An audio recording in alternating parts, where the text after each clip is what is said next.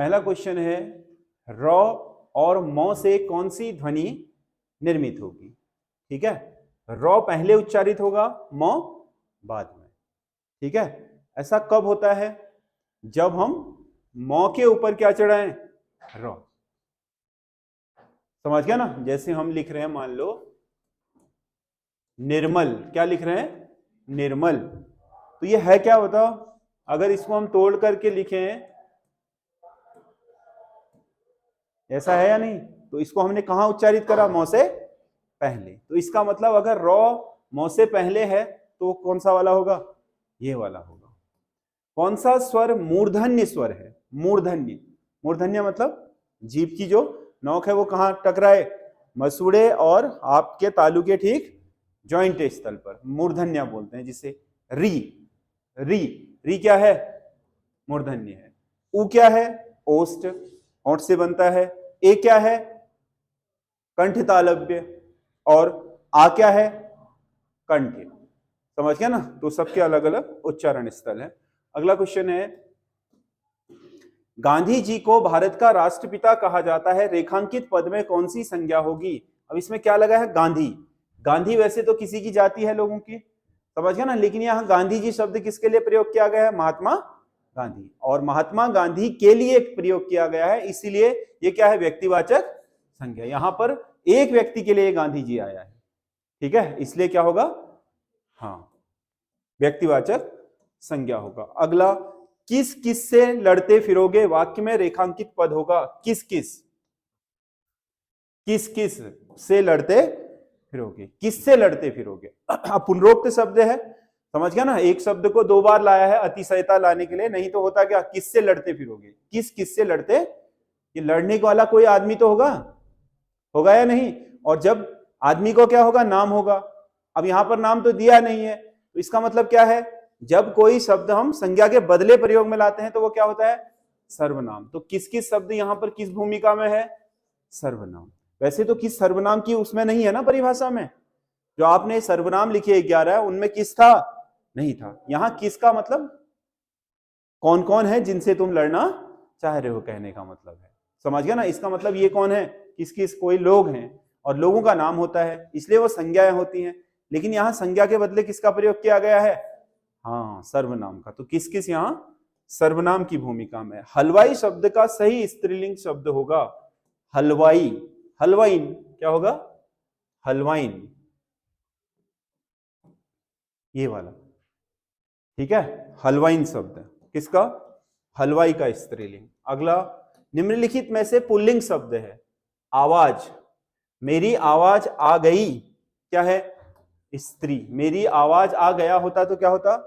पुरुष होता। समझ गया ना? मकई, सावन में खाई जाती है, या मकई खाया जाता है? हाँ, खाई जाती है। तो क्या हुआ? स्त्री। सरसों पीली होती है, या सरसों पीला होता है? सरसों पीली होती है, क्या है? स्त्री। पीतल पीला होता है, तो ये क्या है? पुल्लिंग। क्या पूछा था? पुल्लिंग किसमें है? वाक्य में प्रयोग करना सबसे अच्छा तरीका है। वधु शब्द का बहुवचन होगा, वधु शब्द का सही बहुवचन होगा वधुएं। क्या होगा? वधुएं। ठीक है, हमारे घर में 2 वधुएं हैं, ऐसा बोलेगा? अगर एक से अधिक वधु हैं तो क्या बोलेगा? हमारे घर में 2 वधुएं हैं। ठीक है, किस वाक्य में करण कारक का उपयोग हुआ है? रमा राकेश से अधिक चतुर है। यहां क्या हो रही है? तुलना। तुलना में क्या होता है? तुलना का से क्या होता है? अपादान। किसका होता है? अपादान। हिरण शेर से डरता है। डरना किससे संबंधित है? अपादान से। कली से फूल खिला, कली से फूल खिला। अब कली क्या है? यहां पर फूल खिलने का माध्यम है। समझ गया ना? एक तरीके से स्रोत भी है और फूल के खिलने का माध्यम भी। तो माध्यम वाला क्या होता है? किसका होता है? करण का। रमा ने उमा से गीत सीखा। सीखने के संबंध में क्या होता है? सीखने में भी क्या होता है? अपादान। तो इसका मतलब कौन सा सही है? कली से फूल खिला, ये करण है, बाकी सारे क्या है? अपादान है। से सब में है ना।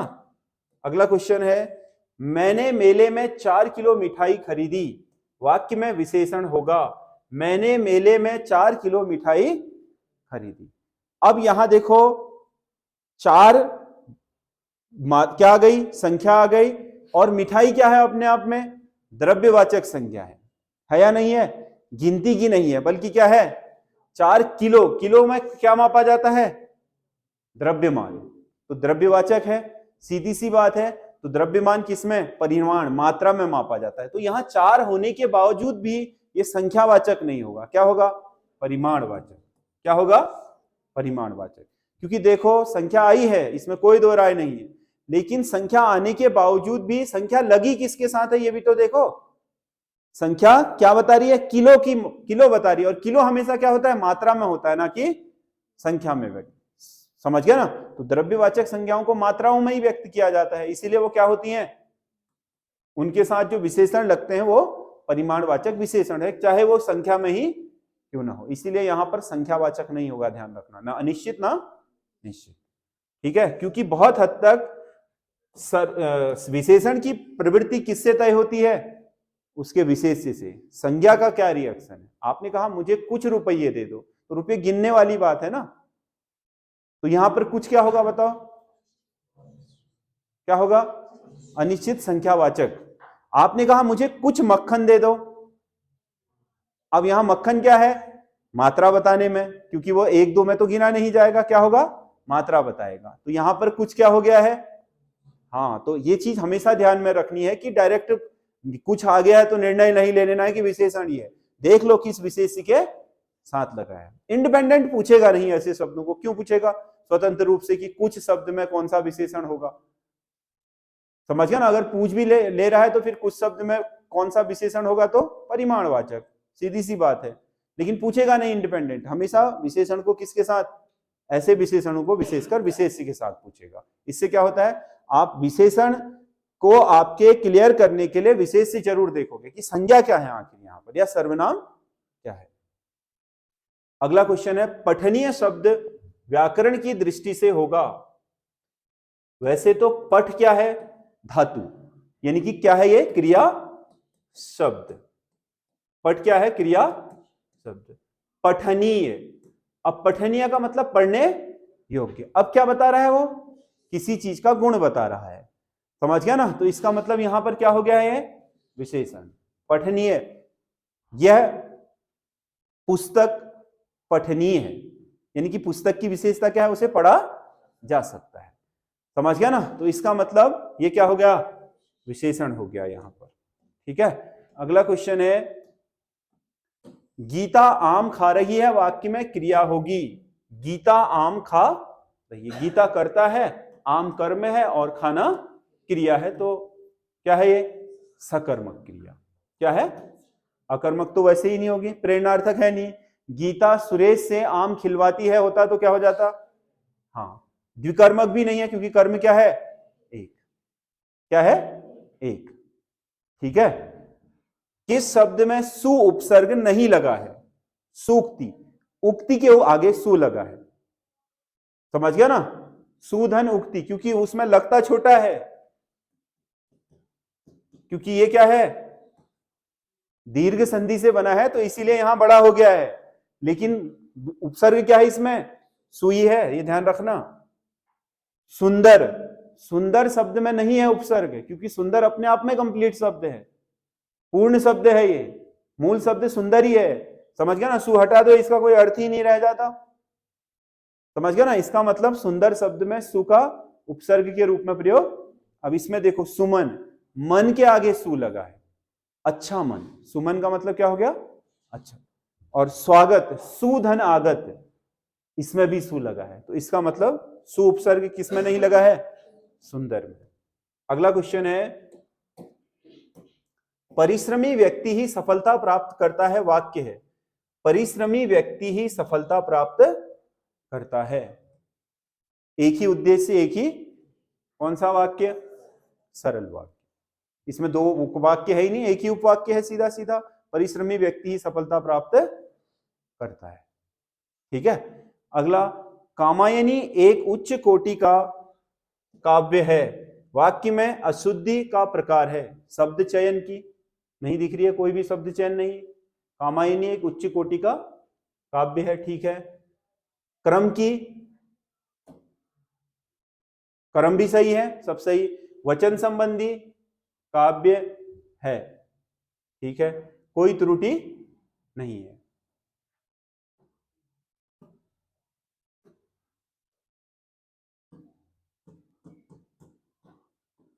कोटि क्या है?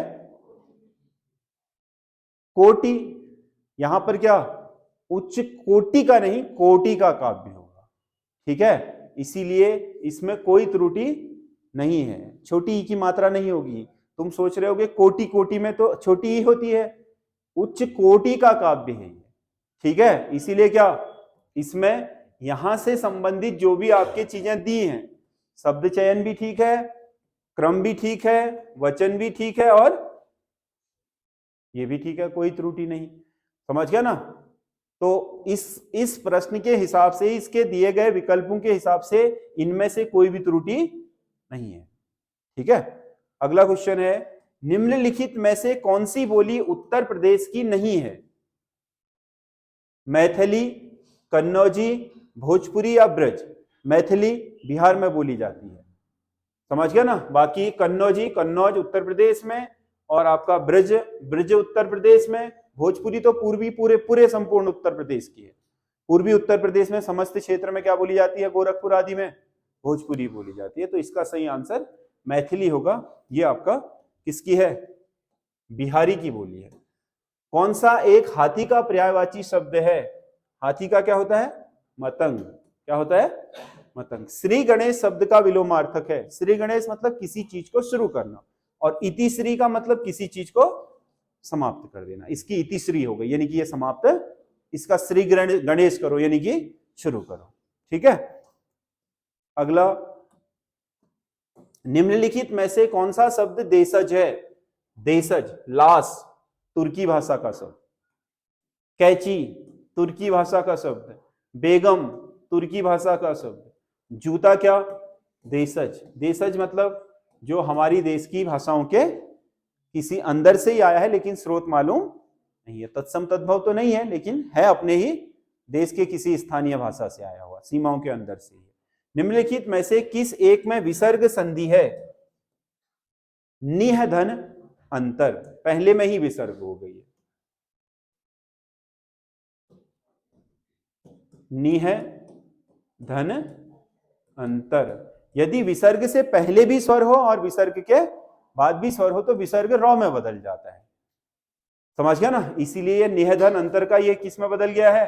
रौ में। ये और इसके साथ सम्मिलित हो जाता है, समझ गया ना?